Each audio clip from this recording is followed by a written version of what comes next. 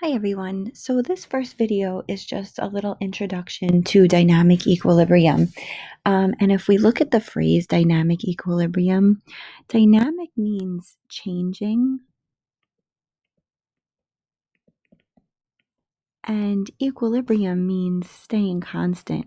So we kind of have these two words being put together that contradict themselves. How can something always be changing but also be remaining the same? And the best example that I can think of that makes the most sense to me is if you think about like a team sport. Okay, so let's say let's do hockey for example, but you could imagine this to work with any sport that you're familiar with. So I have the players on the bench. Let's say I have 10 players on the bench. And out here I have my ice, and I have 6 players out here on the ice, right? Is the number 6 equal to the number 10? No, it is not. So aside from that point, let's say the goalie stinks today, right? So we pull out the goalie. The goalie leaves the ice and comes and sits on the bench. So one player left, leaving 5 on the ice, and now there's 11 on the bench. But that's not where it ends. That goalie has to be replaced. So a goalie that's sitting on the bench is going to go onto the ice.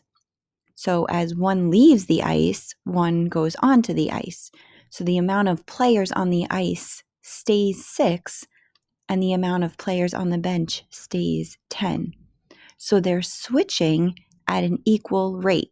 One leaves, so one comes on. So the amount of players on the ice and on the bench, they're not equal to each other, but they stay the same, right? So we have an equal number of players switching, so the amount of players on the ice and on the bench stay constant. And that's what we have going on in chemistry. When we look at reactions or when we look at physical changes, they can constantly be changing, but if they're changing at an equal rate, everything's kind of staying the same. So it's very important that we know the difference between these two words, rate and concentration. The rate of change must be equal for the concentration of reactants and products to stay constant.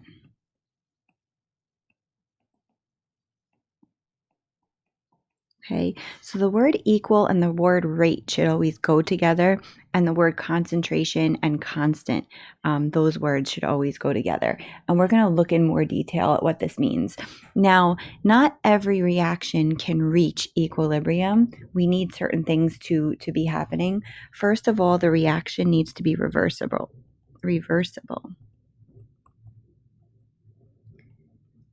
Meaning the forward reaction and the reverse reaction need to be happening. If the reaction just goes in one direction, we're eventually going to run out of reactants. They're all going to turn into products and the reaction's going to stop.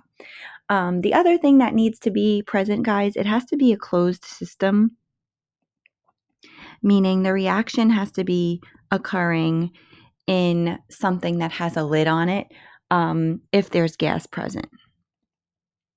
Because if there's no lid on the container and gas is involved, the gas is going to escape the container. It's going to leave. Okay, so that's one thing that has to be present. All right, so let's look at examples of equilibrium. You can have equilibrium happening in a phase change, and a phase change is a physical change. Right?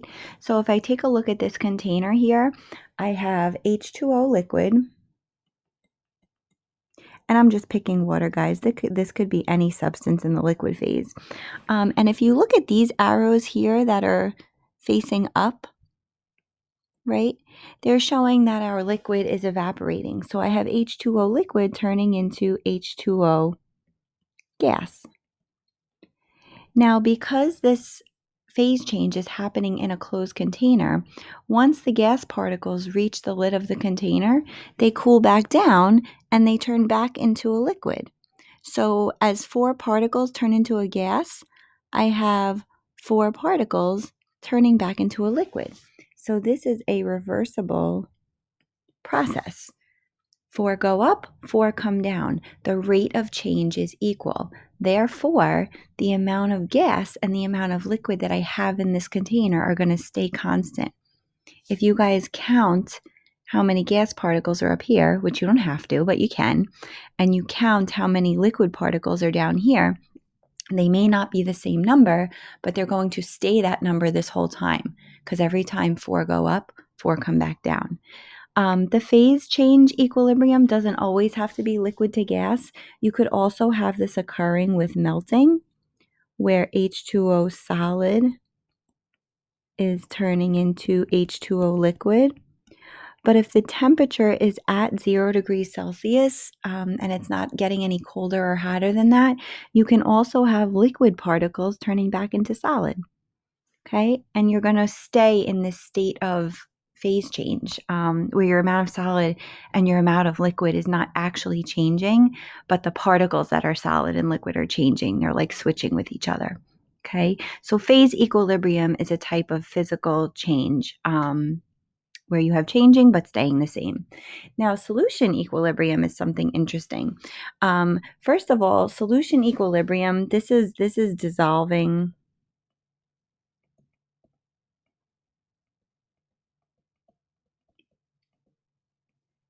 and precipitating, undissolving. And this only occurs in saturated solutions. So if you guys remember back to the solutions unit, we know that a solution is saturated. We know that the water is full of dissolved particles when you see solid stuff sitting at the bottom of the container. That solid stuff is there because it has no more room to get into the water. So it's almost like sitting there waiting for its turn. Now, when you look at a saturated solution, from us, like from the outside, we can't tell that anything's happening. But if you zoom in, the particles are actually switching places. So as we see here I have 2 particles undissolving. They're precipitating, they're turning back into a solid, which leaves 2 open spaces in that water for 2 different particles to actually dissolve.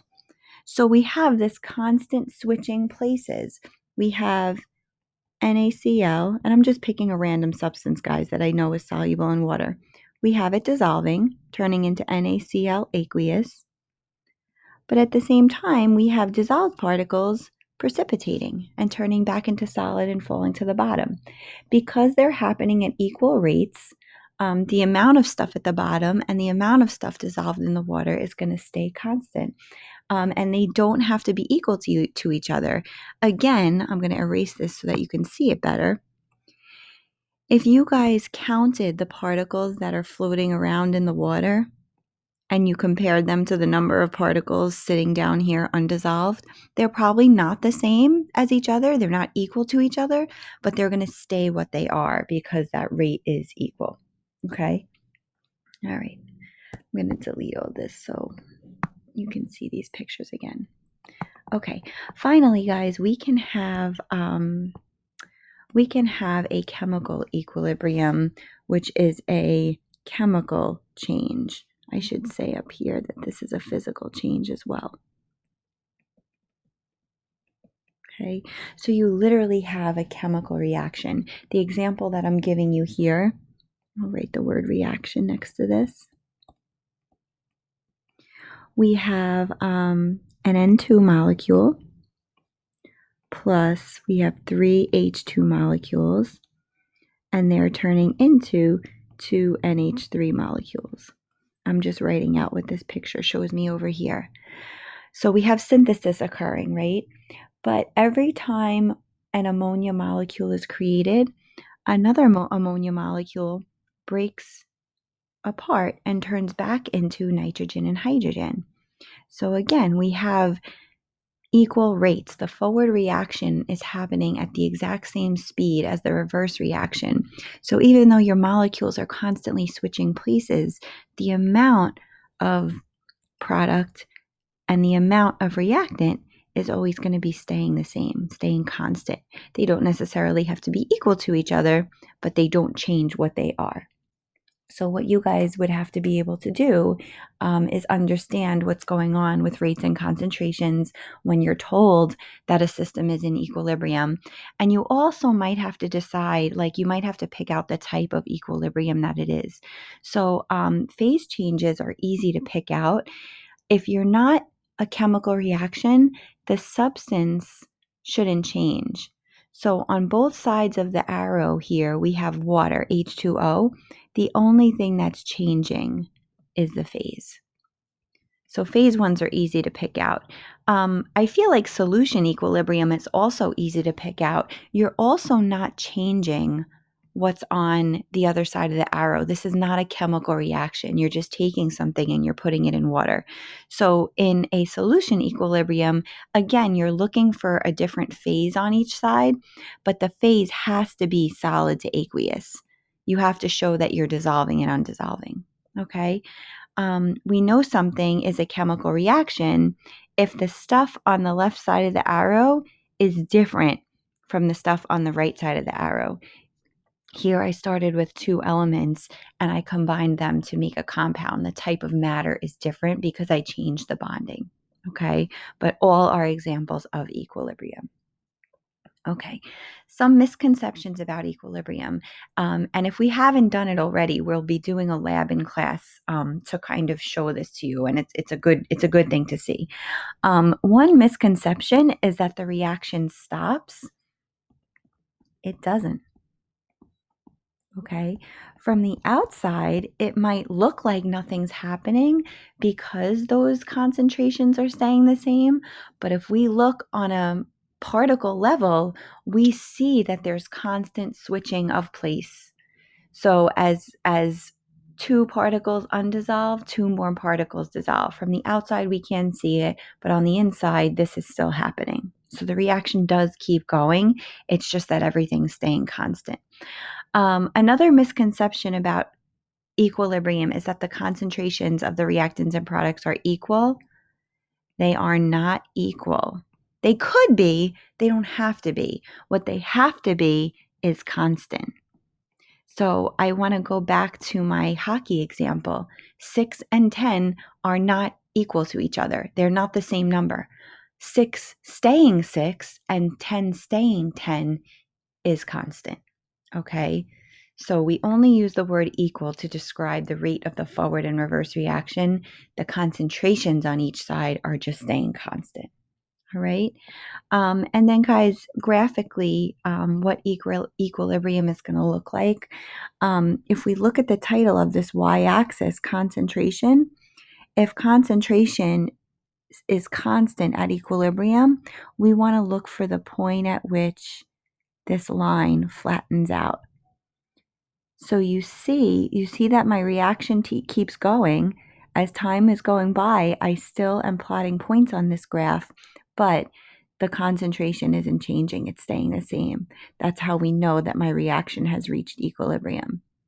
Okay. So again, if we haven't done the lab in class, we will be doing it soon, and you'll get to see how we develop this graph and why it makes sense. Okay, so that is it for video one, nice and short, and we'll talk more about this in class. And as always, if you guys have any problems, come see me.